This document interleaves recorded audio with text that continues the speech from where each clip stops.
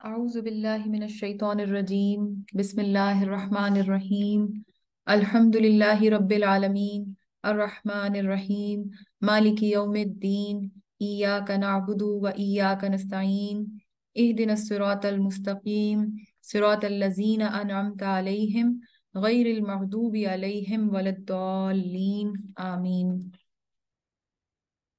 अल्लाहुम्मा इन्नी अस्अलुका इल्मन नाफ़िअन व अऊज़ु बिका मिन इल्मिन ला यनफ़उ। आमीन। रब्बी यस्सिर वला तुअस्सिर व तम्मिम बिल खैर। आमीन या रब्बल आलमीन। रब्बि इश्रह ली सदरी व यस्सिर ली अमरी वहलुल उक़दतम मिन लिसानी यफ़क़हू क़ौली। अस्सलामु अलैकुम व रहमतुल्लाहि व बरकातुहू। अरबिक ग्रामर के लेक्चर 2 में आप सबको खुशामदीद। आज के लेक्चर के अंदर हमने जो बेसिक चीज़ें पढ़नी हैं वो दो तरह की हैं। एक है कलिमे की इकसाम और दूसरी है इस्म की पहचान। सबसे पहले दोबारा से एक दफ़ा देख लें कि ये कलिमा क्या है। बेसिकली अरबिक के अंदर जो है, जो अल्फाज हैं उनकी दो तरह की किस्में होती हैं। और एक किस्म है बामाना अल्फाज, यानी वो अल्फाज जिनका कोई ना कोई मीनिंग होता है, जिन्हें सुनते ही इंसान को समझ में आती है कि कोई बात की जा रही है। और दूसरे वो अल्फाज होते हैं जो बेमाना होते हैं, जिन्हें महमिल कहा जाता है उर्दू की जबान में। और इसकी एग्जाम्पल हम बचपन से सुनते आए हैं, जैसे कि पानी वानी, रोटी शोटी। जब हम इस किस्म के अल्फाज इस्तेमाल करते हैं तो रोटी और पानी जो है वो प्रॉपर कलिमात हैं, यानी बामाना लफ्ज हैं। और इसके अलावा जो इसके साथ लगता है शोटी, और यानी रोटी शोटी और पानी वानी में जो वानी लफ्ज है, ये बिल्कुल एक एक्स्ट्रा वर्ड है जिसका कोई मीनिंग नहीं होता। तो जो बामाना अल्फाज हैं उन्हें कलिमा कहा जाता है। कलिमे की तीन बुनियादी इकसाम हैं, इस्म, फेल और हर्फ। और ये हम सब ने बचपन से उर्दू में पढ़ रखा है। लेकिन आज हम इस जरा डिटेल से देखेंगे कि ओवरऑल जितनी भी हम बातें करते हैं या जितने भी हम जुमले बनाते हैं, उसके अंदर जो हर लफ्ज है वो इनमें से किसी ना किसी किस्म में आ रहा होता है, इससे बाहर नहीं होता। ठीक है। तो वो किस तरीके से, कौन सा लफ्ज जो है वो इस्म के अंदर आएगा, कौन सा लफ्ज फेल के अंदर आएगा और कौन सा लफ्ज जो है हर्फ के अंदर आएगा, उसके लिए सबसे पहले हम चलते हैं इंग्लिश के पार्ट्स ऑफ स्पीच की तरफ। अब इंग्लिश को हम क्यों यहाँ पे लेके आ रहे हैं? क्योंकि इंग्लिश वालों ने बहुत ज्यादा डिटेल्ड पार्ट्स ऑफ स्पीच निकाले हैं। पार्ट्स ऑफ स्पीच क्या है कि जब आप कोई स्पीच यानी कि कुछ भी बोलते हैं या लिखते हैं या कोई जुमला बनाते हैं, तो उसके अंदर जो भी आपकी अल्फाज आ रहे हैं वो क्या क्या हैसियत रखते हैं, यानी वो पार्ट्स ऑफ स्पीच में किस एलिमेंट के अंदर आते हैं। ठीक है। तो इंग्लिश वालों के पास बड़ी डिटेल ये वोकैबुलरी है। और इन्होंने जो डिफाइन किए हुए हैं, ये बेसिकली 9 पार्ट्स ऑफ स्पीच हैं। ठीक है। ये मैं इसलिए बोल रही हूँ क्योंकि हमारी क्लास में मिक्स लोग हैं, इंग्लिश पढ़ने वाले भी, उर्दू पढ़ने वाले भी। तो जब हम इंग्लिश के अल्फाज पढ़ेंगे तो उसके साथ साथ मैं फिर उर्दू की एग्जांपल्स भी दूंगी, ताकि आपको क्लैरिफाई हो जाए सब कुछ। ठीक है। तो पार्ट्स ऑफ स्पीच जो है इंग्लिश वालों के यहाँ 9 पार्ट्स ऑफ स्पीच हैं, जिसमें सबसे पहली है आर्टिकल। आर्टिकल क्या होता है? जब आप बच्चे को भी क्लास में डालते हैं स्कूल में नया नया, तो सबसे पहली चीज जो वो स्मॉल वर्ड्स बनाने से पहले सीखता है वो क्या होता है? आ, एन और द का इस्तेमाल। ऐसे ही होता है ना, किस चीज के साथ अ लगाना है, किस चीज के साथ एन लगाना है, किस चीज के साथ द लगेगा। ठीक है। तो इस चीज को कहते हैं आर्टिकल। और उसके बाद आती है कैटेगरी नाउन की। अब नाउन वो चीज है जो हमारे यहाँ बहुत मशहूर है और हम सबको पता है। किसी से भी पूछा जाए तो नाउन की डेफिनेशन क्या है, तो बहुत इजी सी डेफिनेशन है, name of any person, place, thing और एनिमल। या उर्दू में अगर हम इसे कहें तो हम इसे इस्म के नाम से जानते हैं। ठीक है। इस्म क्या है? किसी भी शख्स, चीज या जगह के नाम को इस्म कहते हैं। इसी चीज को नाउन इंग्लिश में बोलते हैं। ठीक है। तो नाउन जो है वो बेसिक से स्टार्ट होता है हमेशा। और नाउन के अंदर क्या क्या एग्जांपल्स आ सकती हैं इंग्लिश में? अगर हम बोलें तो अली, पाकिस्तान, कैट, टेबल। एक इसमें मैंने इंसान का नाम रखा, एक मैंने इसमें जगह का नाम रखा, एक मैंने इसमें जानवर का नाम रखा, फिर एक मैंने एक चीज का नाम भी इसलिए रखा क्योंकि जरूरी नहीं कि जानदार के ही नाम हो, बेजान चीजों के नाम भी नाउन कहलाते हैं। उर्दू में यही चीजें मैंने लिखी, अली, पाकिस्तान, बिल्ली, मेज। ठीक है। तो ये है नाउन यानी कि इस्म। इसके बाद आ जाती है सेकंड कैटेगरी, यानी थर्ड कैटेगरी इनफैक्ट, वो है प्रोनाउन। अब क्योंकि ये नाउन से निकला है प्रोनाउन, तो इसका क्या मतलब है? प्रोनाउन हमेशा नाउन की जगह पे इस्तेमाल होने वाला लफ्ज है। यानी कि अगर हमने अली की तरफ इशारा करके बात करनी है, तो हम एक दफा अगर कहेंगे कि वो अली है या अली ये करता है, तो उसके बाद हम बार बार रिपीट नहीं करेंगे कि अली ने ये किया, अली ने वो किया। एक दफा हम अली का इंट्रोडक्शन कराने के बाद किस चीज पे आ जाएंगे? वो ऐसे करता है, उसकी उम्र ये है, उसने ये किया। ठीक है, इंग्लिश में हम क्या कहेंगे? अली डिड दिस, उसके बाद यहाँ हम कहेंगे there was a person, his name was Ali, और उसके बाद हम क्या शुरू कर देंगे?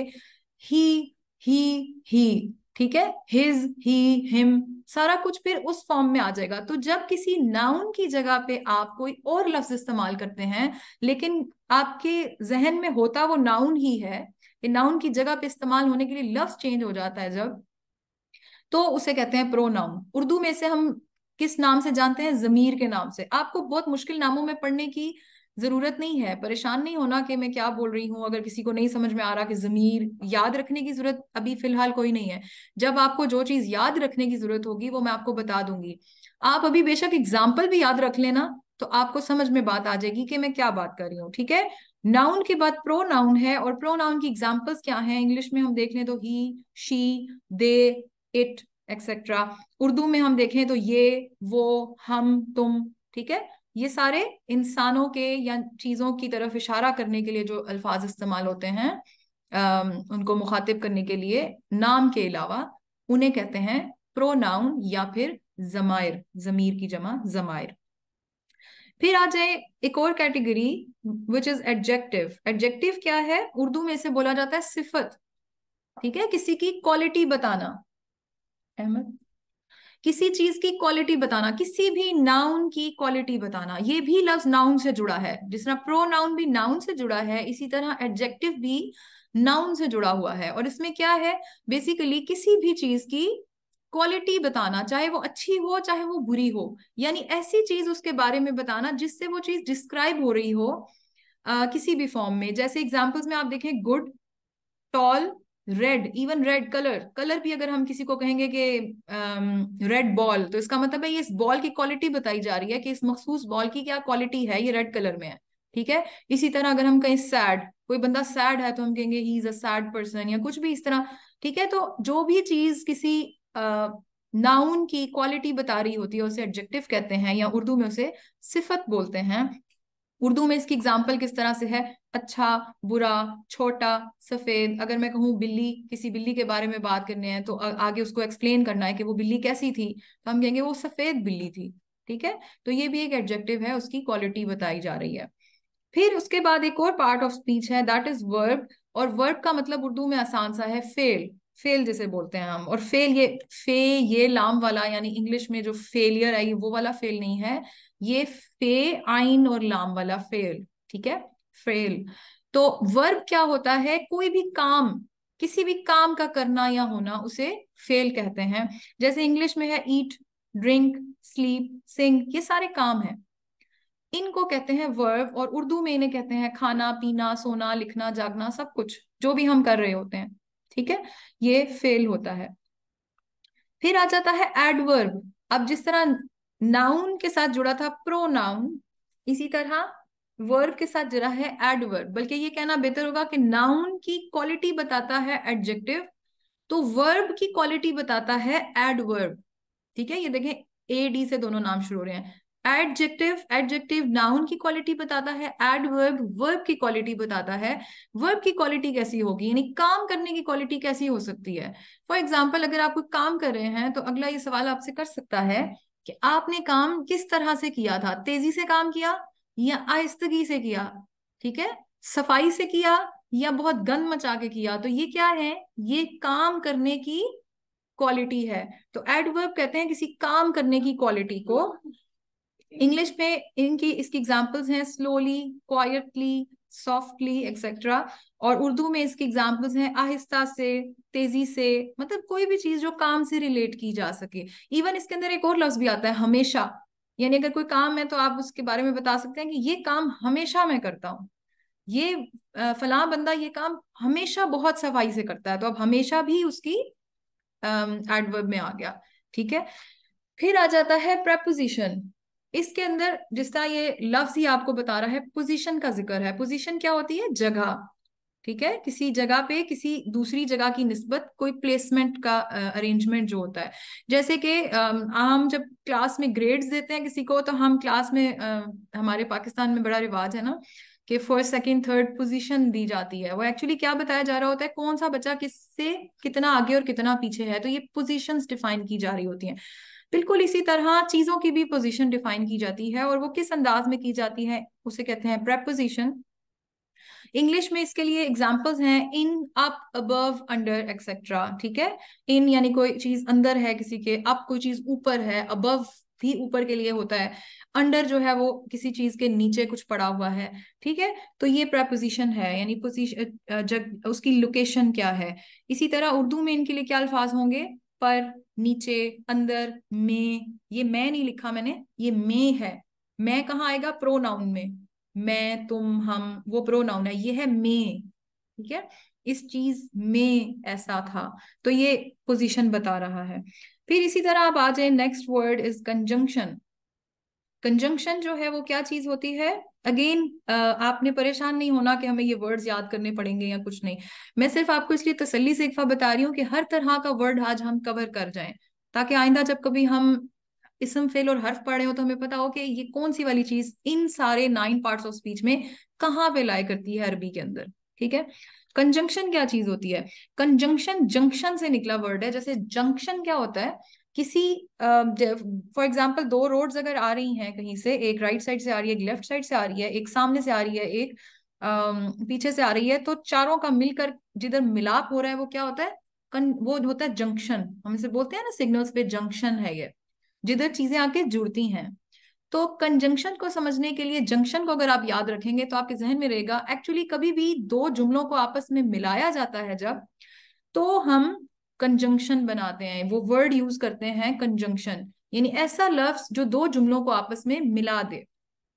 फॉर एग्जाम्पल इंग्लिश में हम कहते हैं एंड, यानी कोई एक सेंटेंस हमने रखना था और एक कोई दूसरा सेंटेंस था, बट हम चाह रहे हैं कि एक ही सेंटेंस दोनों को मिला के बना दें, तो हम क्या करेंगे, बीच में एंड लगा देंगे। इसी तरह बट का इस्तेमाल, यानी कि जब हम कोई बात एक्सप्लेन कर रहे हैं तो हम कहेंगे ये काम हो सकता है बट ये इस तरह नहीं इस तरह होगा, या उसकी कोई शर्त है। इसी तरह बिकॉज, ठीक है, ये इसलिए हुआ क्योंकि, अब क्योंकि के आगे पूरा एक अलग जुमला होता है, तो दो जुमलों को जब मिलाया जाता है आपस में, तो उसके लिए जो वर्ड्स इस्तेमाल होते हैं उन्हें कंजंक्शन कहा जाता है।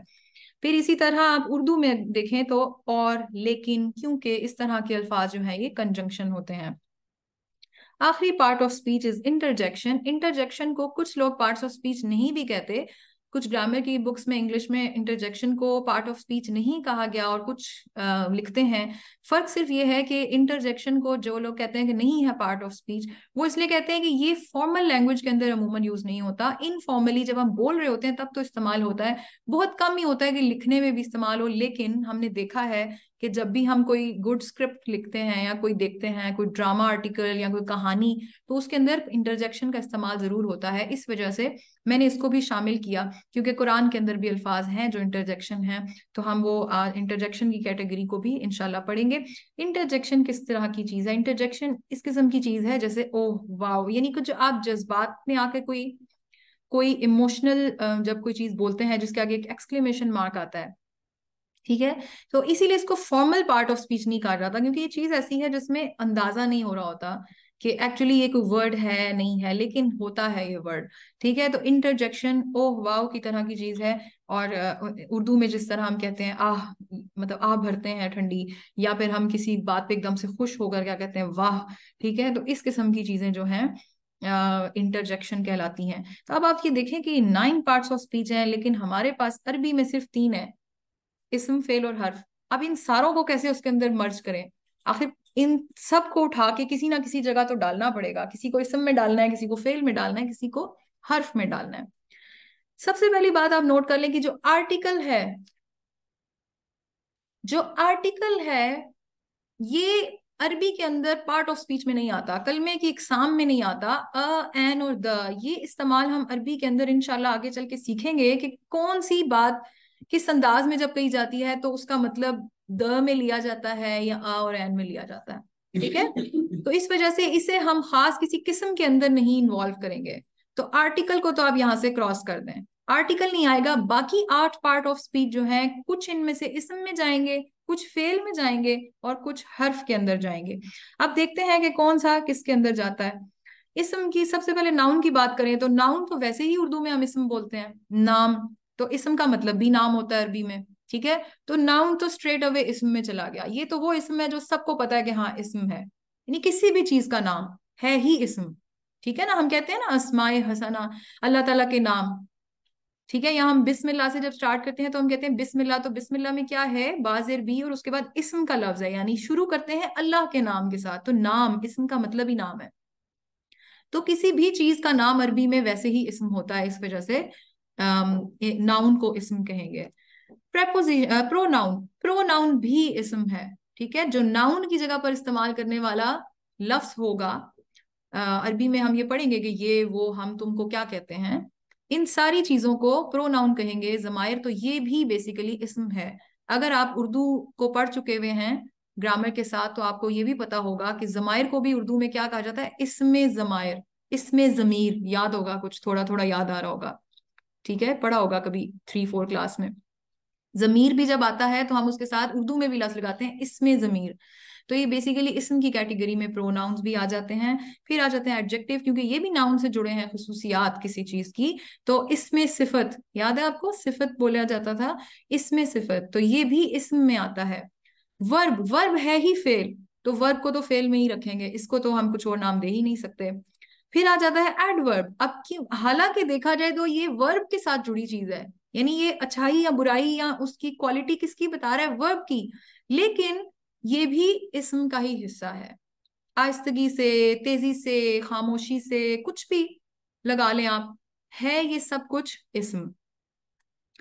प्रेपोजिशन, प्रेपोजिशन जो है वो क्या है, उर्दू में भी अगर आपको याद हो तो इनको हुरूफ बोला जाता था, ठीक है। खाली जगह पुर करें हुरूफ से, दिए गए हुरूफ से खाली जगह पुर करें, और उसमें हुरूफ क्या होते थे, ऊपर, नीचे, पर, में, अंदर, बाहर, इस तरह के हुरूफ, ठीक है। बिल्कुल वही चीज है यहाँ पे भी। तो यहाँ भी अरबी के अंदर भी उर्दू की तरह प्रेपोजिशन को हर्फ की कैटेगरी में कंसिडर किया जाता है। फिर आ जाते हैं कंजंक्शन और लेकिन, क्योंकि ये सारे भी हर्फ कहलाते हैं, ठीक है।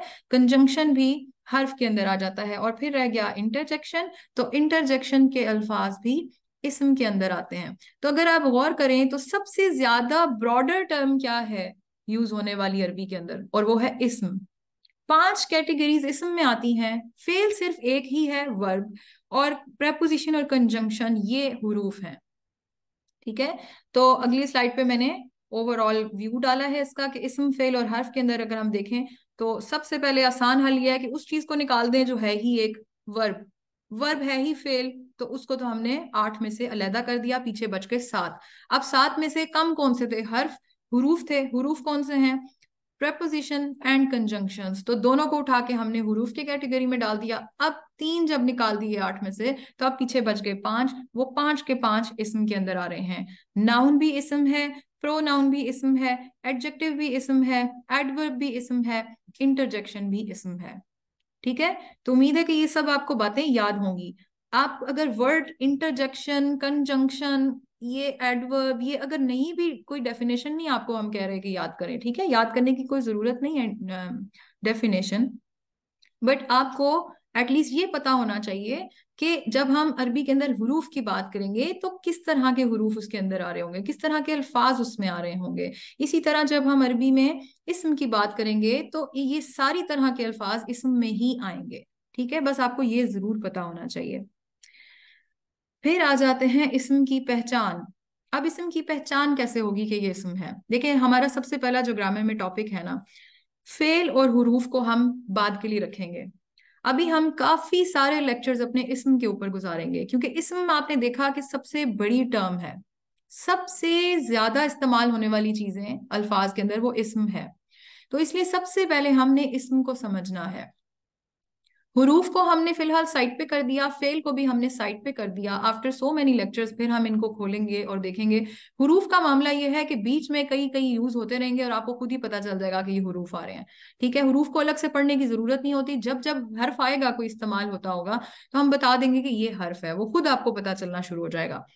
फेल जो है वो एक बहुत बड़ा टॉपिक है और बहुत मुश्किल टॉपिक है, उसको हम सबसे एंड में रखेंगे। सबसे पहले हम आएंगे इसम की तरफ, और इसम की तरफ आने के लिए सबसे पहली चीज क्या जरूरत होती है कि आपको इसम की पहचान हो। आप जब अरबी का टेक्स्ट लिखा हुआ देखें तो आपको ये तो पता चले कि ये इसम है, फेल है या हर्फ है। अब ये कैसे पता चलेगा? अगर मैं उर्दू का कोई जुमला बोलती हूँ तो आप बआसानी बता सकते हैं मुझे कि इस जुमले के अंदर कौन कौन सी चीज क्या है, वो कौन सी चीज इसम थी, कौन सी चीज फेल थी, और कौन सी चीज जो है वो हर्फ थी। ठीक है। लेकिन प्रॉब्लम ये है कि हमें तो अरबी की भी वोकैबलरी आती ही नहीं है। हमें तो बहुत थोड़े अल्फाज हैं जिनका मतलब पता है। ज्यादा से ज्यादा हमें किस चीज का मतलब पता होगा? इंसान, कुर्सी, कलम, मदरसा, इस किस्म के अल्फाज पता हैं। लेकिन अगर जरा से मैं मुश्किल लफ्ज बोलना शुरू कर दूं तो आप कहेंगे ये क्या बोल रही है, हमें तो समझ ही नहीं आ रही। ठीक है। तो हमें तो अभी इसम नहीं पता। तो अगर कोई एकदम से आपको कहे कि इसम को पहचाने इस जुमले के अंदर, तो उसके लिए क्या किया जाए? कुछ टिप्स हैं, कुछ ट्रिक्स हैं जो आप देख के बता सकते हैं। सारे इसम आप नहीं उससे भी गैस कर सकते। कुछ इसम तो आपको पता ही तब चलेंगे जब आपकी वोकैबुलरी आहिस्ता आहिस्ता इंशाल्लाह क्लासेस लेते लेते बिल्ड हो जाएगी। लेकिन कुछ टिप्स हैं वो आज हम डिस्कस करेंगे कि इसम को कैसे पहचाना जाता है। बुनियादी कुछ टिप्स हैं। सबसे पहली बात तो है कि नाम, अगर किसी भी चीज, शख्स या जगह का नाम है वो तो आपको देखते ही पता चल जाएगा। अरबी के टेक्स्ट के अंदर भी जब आप कुरान पाक पढ़ रहे होते हैं तो जैसे ही इब्राहिम का लफ्ज आता है, इस्माइल का लफ्ज आता है, मोहम्मद का लफ्ज आता है, रसूल का लफ्ज आता है, मदीना आता है, मक्का आता है, कल्ब आता है, कलम आता है, ये सारी चीजों के नाम है या इंसानों के नाम हैं। आपको देखते ही पता चल जाता है कि ये इसम है। इसके अंदर तो आपको कोई रूल एंड रेगुलेशन ढूंढने की भी जरूरत नहीं है। मसला तब पड़ता है जिन अल्फाज से हमारी पहचान ही नहीं है कि उनके लिए फिर हम क्या करें। तो एक और ऑप्शन हो सकती है कि कौन से ऐसे अल्फाज हैं जो इसम कहलाए जा सकते हैं, और वो ये हैं, कोई भी ऐसा लफ्ज जिसके शुरू में अगर अलिफ जबर और लाम आ जाए यानी अल, तो वो लाजमी इसम होगा।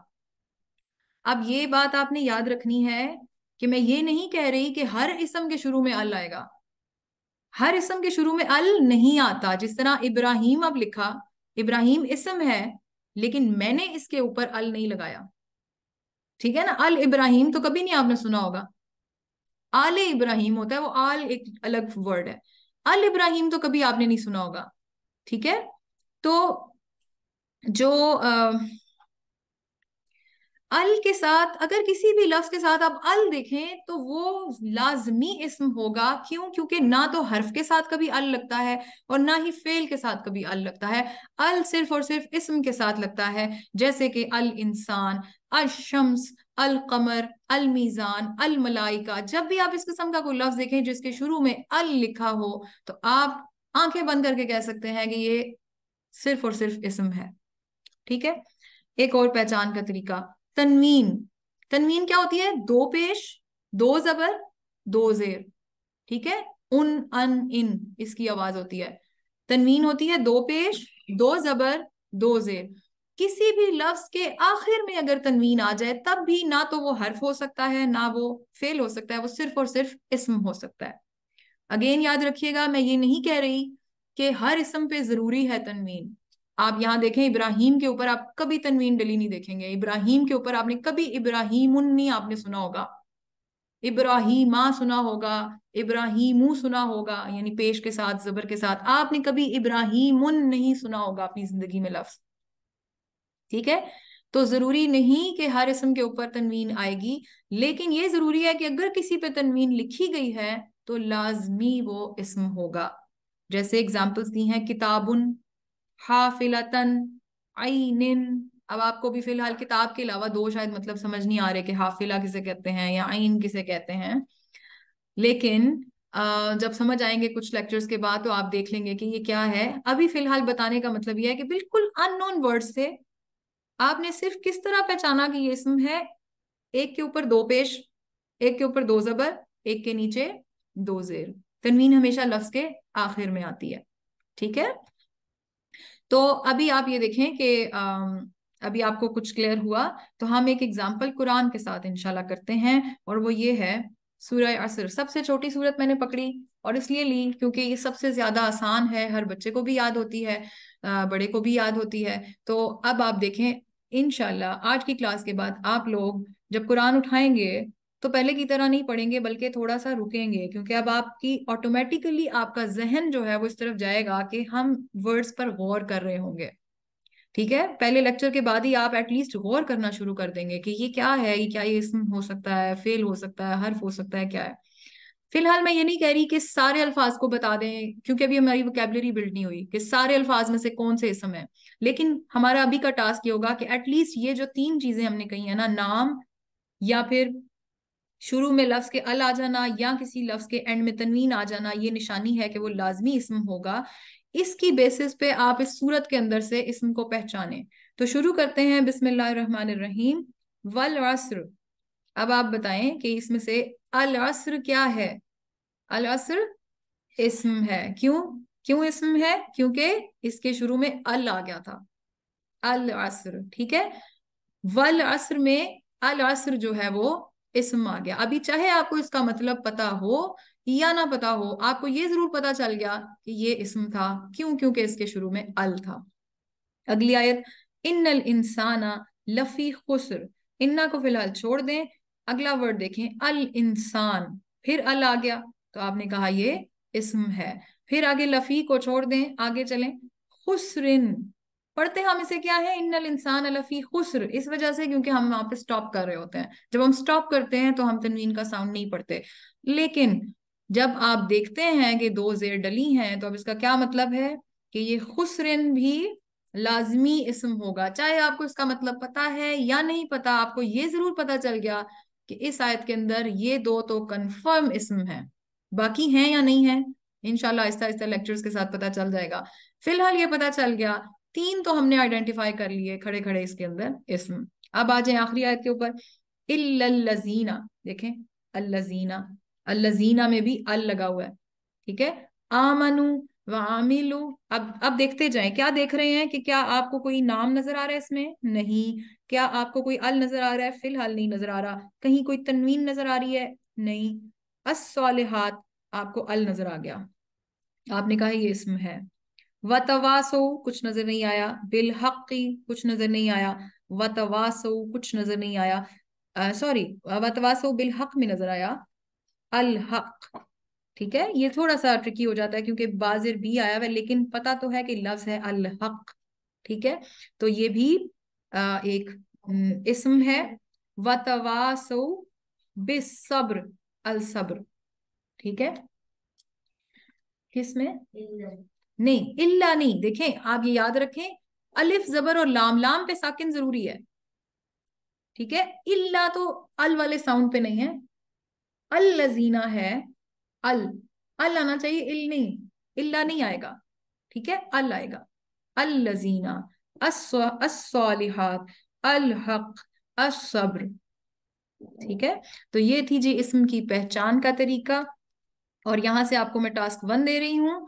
जो लोग ऑनलाइन भी सुन रहे हैं, बाद में भी जो यूट्यूब पे देखेंगे, उनके लिए भी बहुत आसान सा टास्क है। इसम को पहचानने की कोशिश करें। मुझे फिलहाल सबमिट कराने की ये असाइनमेंट ये जरूरत नहीं है, ये आपने अपने लिए करनी है। हाँ, मैं इंशाल्लाह ग्रुप पे इसकी कुछ दिन छोड़कर, ताकि आप लोग खुद सीरियस होकर इस असाइनमेंट को सॉल्व करें, मैं कुछ दिन छोड़कर इस प्रैक्टिस टास्क की आंसर शीट डाल दूंगी। ठीक है, इसम को पहचानने की कोशिश करें सबसे पहले सूरह फातिहा के अंदर से। ठीक है, सूरह फातिहा इसलिए कि हर वक्त हम पढ़ते हैं, शुरू ही कहाँ से होती है? अलहम्दु, अलहम्द। सही है, तो अब आप देखेंगे कि आपको खुद नजर आना शुरू हो जाएगा कि नाउन्स कहाँ पे हैं।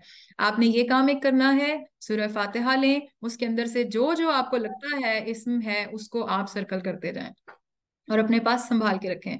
फिर उसके अलावा आप सूरह रहमान की पहली 6 आयत में से इसम तलाश करें। ठीक है, सूरह रहमान की पहली 6 आयत, अर रहमान अल्लमल कुरआन खलकल इंसान अल्लमहुल बयान अश-शम्सु वल क़मरु बिहुस्बान वन नज्मु वश-शजरु यस्जुदान। इन 6 आयत के अंदर से आप नाउन इस्तेमाल करें। देखिएगा कितनी खुशी होती है जब आप इस टास्क में कामयाब हो जाएंगे इंशाल्लाह।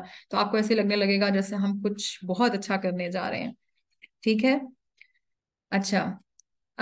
आज की क्लास खत्म होने से पहले एक मुख्तसर सा जायजा अगले लेक्चर के हवाले से हम ले लेंगे, और वो क्या है कि इस्म को जुमले में इस्तेमाल करने से पहले उसके बारे में कौन सी बातें जानना जरूरी हैं।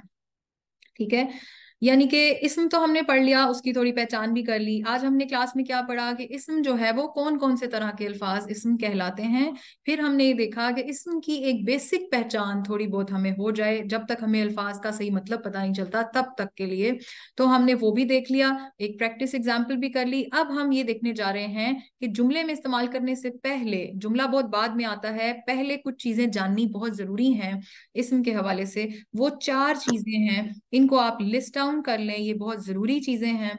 और जब तक इस्म के बारे में ये चारों चीजें नहीं पता होंगी, आप सही जुमला बना ही नहीं सकते कभी भी। सबसे पहली चीज, जेंडर यानी इस्म की जिन्स। जिन्स किसे कहते हैं? मुजक्कर या मुन्नस। जैसे हम उर्फे आम में कहते हैं लड़का है या लड़की है, ठीक है। इस्म लड़का है या लड़की है, आप देखें चीजें भी तो हो सकती हैं।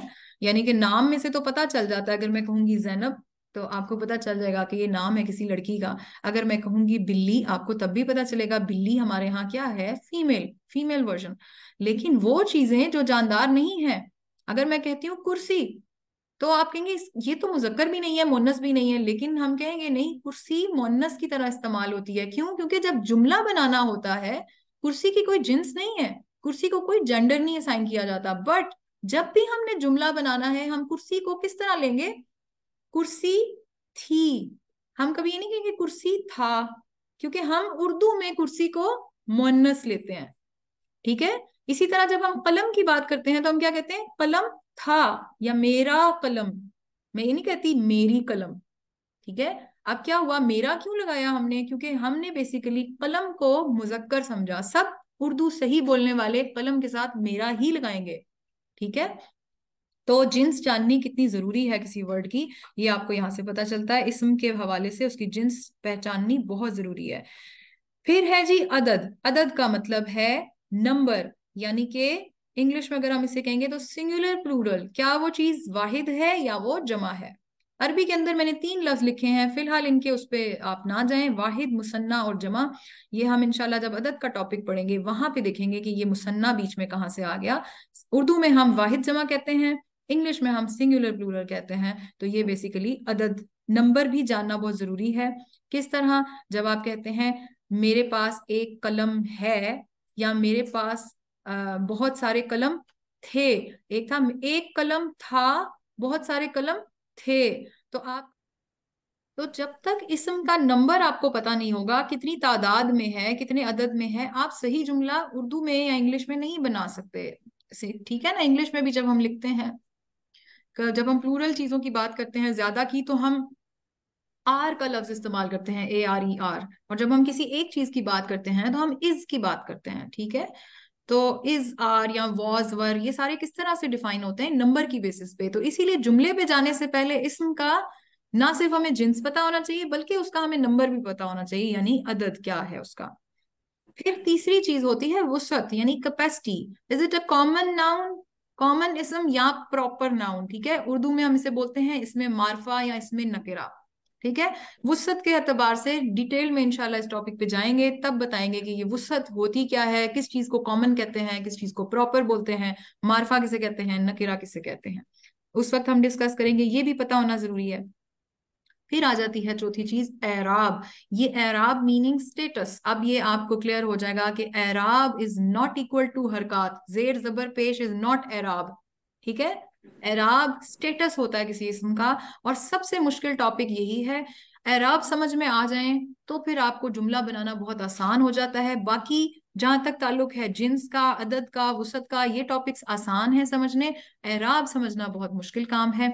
एराब पे जब हम आएंगे सबसे एंड में, इस्म के अंदर सबसे आखिर में हम एराब पे जाएंगे। वन बाय वन इसी सीक्वेंस में हम चीजों को कवर करेंगे इंशाल्लाह ताला। अगली क्लास में जो सबसे पहला टॉपिक हम डिस्कस करेंगे वो होगी हमारी इस्म की जिन्स, यानी जेंडर, यानी मैस्कुलिन, फेमिनिन, या आप इसे मुजक्कर मुन्नस कह सकते हैं। इंशाल्लाह ताला अगले हफ्ते जब आप इस क्लास को सुनकर उठेंगे, तो फिर आप ये कर रहे होंगे कि ना सिर्फ इस्म पहचान रहे होंगे सूरतों के अंदर से, बल्कि ये भी बैठ के बता रहे होंगे कि अच्छा ये वाला जो इस्म है ये मुजक्कर है या ये वाला इस्म मुन्नस है। तो ये भी एक बड़ा स्टेप होगा। हर क्लास को सीरियस लें। हर क्लास एक सीढ़ी का एक ऐसा दर्जा है कि जैसे आप एक एक करके चढ़ते जाएंगे तो एक माइलस्टोन आपका कंप्लीट होता जाएगा। उम्मीद है आपको आज की क्लास बहुत अच्छे से समझ में आ गई होगी। क्लास के बाद जो है एक टेस्ट जिस तरह आज मैंने इंट्रोड्यूस कराया, आपकी अटेंडेंस का सिस्टम यही होगा कि वो जो टेस्ट है आपको देना होगा, जिसका टेस्ट नाम समेत उस टेस्ट के अंदर अपना नाम पूरा लिखिएगा, क्योंकि बहुत सारे नाम फर्स्ट नेम कॉमन होते हैं, हमारे पास एक से ज्यादा लोग भी होते हैं एक ही नाम के, तो अपना नाम जरूर पूरा मेंशन करें। और आप जब वो टेस्ट सॉल्व कर लेते हैं तो उसमें मार्क्स के ऊपर परेशान नहीं होइएगा अगर किसी के कम भी मार्क्स आ रहे हैं। गलती जब करेंगे तो फिर हमेशा के लिए याद रखेंगे कि ये गलती हुई थी और आइंदा नहीं करनी। ठीक है? तो आपको टेस्ट जब आप देंगे वही आपकी अटेंडेंस काउंट होगा मेरे पास। और एक दो लोगों का ये भी सवाल आया था कि क्या हम थोड़ा सा ठहर कर लेट टेस्ट दे सकते हैं, जाहिर है कोई वजह है, कोई रीजनिंग है, तो जी बिल्कुल दे सकते हैं। लेकिन ये ना हो कि महीना महीना गुजर जाए, ज्यादा से ज्यादा एक हफ्ता या 2 हफ्ता। और इसी तरह जब कंटिन्यूअसली आपके 2 या 3 असेसमेंट मुझे नहीं मिलेंगे तो मैं यही समझूंगी कि आप इस कोर्स में फर्दर इंटरेस्टेड नहीं हैं। तो अगर आप इंटरेस्ट रखते हैं और आप इसमें शामिल रहना चाहते हैं तो मैं आपको गूगल फॉर्म्स के ऊपर बनाया हुआ छोटा सा एक टेस्ट दूंगी हर लेक्चर के साथ। उस टेस्ट को जरूर फिल कीजिएगा। उसके एंड पे जब सबमिट कर देते हैं तो व्यू स्कोर का बटन जरूर दबाइएगा। वहां से आपको आपका ना सिर्फ स्कोर पता चल जाएगा बल्कि आपको ये भी पता चल जाएगा कि आपने कौन से सवाल का जवाब गलत दिया और उस सवाल का सही जवाब क्या था। तो मैं उम्मीद करती हूँ कि आज के लेक्चर से भी आपने बहुत कुछ सीखा होगा।